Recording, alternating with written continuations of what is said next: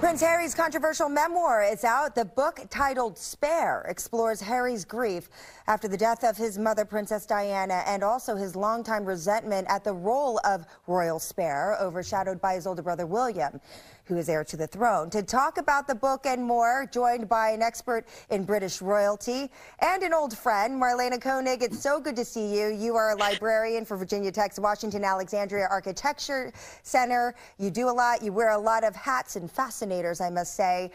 Great to see you. I think the last time I actually ran into you was on the streets of Windsor, 2018, right before the wedding of Harry and Meghan. We went shopping. We went shopping, and you expressed how excited you were to see our girl coming down in that carriage, riding in that car that day. My, how things have changed. Absolutely. How big is this book, this bombshell of a book, when it comes to impact on the royal family? Well, I think that there's impact all around. There's impact not just on the royal family, but also on Harry and Meghan, because their whole atmosphere since they've left, you know, they wanted to explore doing charity work, but everything has been these grudges against the royal family and making statements which we now know are not true. You know, during the Oprah interview came the idea that they asserted that the royal family was racist. And now, of course, Harry says, no, they aren't. But they let that fester for 2 years.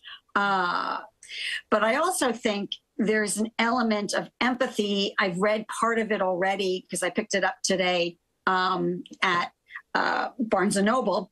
And I think there's a bit of empathy when he talks about the loss of his mother. But there's also very much a scorched earth effort in this book because he, you know, publishes texts. He violates privacy of other family members, yet he's been fighting about his privacy. So I think you have that. But he also talks about how he wants to reconcile. But when you are making comments about your family, it will be difficult for him to reconcile unless he says they come to his way of thinking, is what the view I get. And I find that very sad. And very but ironic.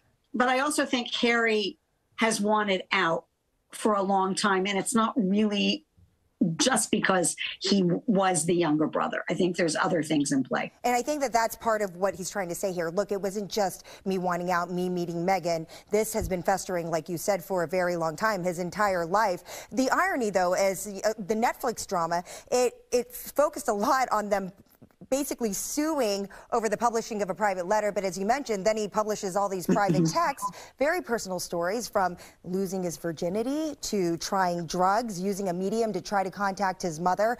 I want to ask you this, though, because the one person or the one group that's remained silent is the royal family. They have remained tight-lipped in all of this. By refusing to counterpunch here, are they doing themselves any favors? I think it's difficult to say right now because you always have his story, their story, and what's the truth. And I think they're only setting themselves up for more questions, not just from the press, but also from Harry. And right now, I think the time is for them to look at what has been said. And perhaps there's some family discussions, which would be a very good thing. But I think right now, it must be painful to hear these things that are being in print and being said in various different interviews on both sides of the Atlantic. And I have to ask you, because I know I have to wrap right now, but I could talk to you all day. Do you think that this has really changed the perception of the royal family in the UK? A little bit, but I think as we get closer to the coronation and the focus is on the coronation and that massive ceremony, which will not have been done in 70 years, I think you'll see the flow go back towards Charles and the royal family. Especially if they're going to be doing some engagements later this week together. So, and that's their idea: do what they're supposed to be doing, do their jobs, and do it, you know, well, and then maybe the family. And the it's going to take a long time. It sure is, and we're going to be talking about this a long time, so I'm sure this won't be the last I talk with you and catch up with you, Marlena.